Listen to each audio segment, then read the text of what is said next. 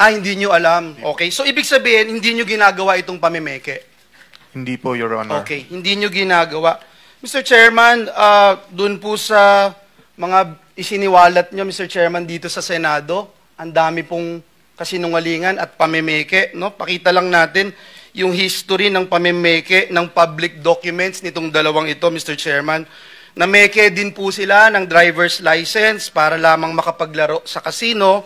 Kahit alam nating lahat na krimen ito, ngayon pa po ba sila matatakot, Mr. Chairman, kung ikalulusot po nila ito? So, ito po ba, hindi nyo rin po aaminin na kayong behind dito sa pamimeke ng lisensya na ito, Bryce and JP?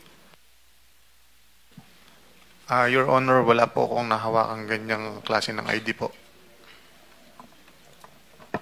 Ganun din po ako, sir. Kasi katulad nga po nung sinagot ko na LTO, may sinampahan na po kami. Sinagot na po namin yan sa LTO, sir. Sige po. Taong bayan na po ang huhusga kung may kakayahan kayo o wala. Miyembro kayo nitong BGC Boys na pinangalanan ni Senator Lacson na nagpatalo ng 950 million. Yung lisensya. Ito, may lisensya po. Yung LTO po, it's already in the LTO. Kayong dalawa, sinasabi nyo, hindi nyo alam na nagkalisensya kayo?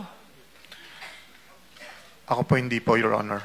Picture mo yun Oo nga po, nagul din po ako at meron ganyan lumalabas so sinong ID. nagpagawa ng lisensya mo, driver's license? Dahil fake, ayaw mong aminin.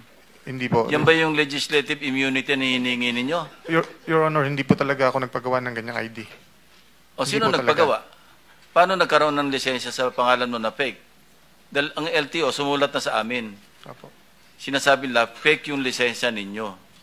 Apo. So, sinong kumuha para sa'yo nang hindi mo alam? Hindi ko po talaga alam, Your Honor. Basta ang alam ko lang Bryce, po, meron po akong sariling valid na lisensya ko po. Bahala ka sa buhay mo, ha? Chairman,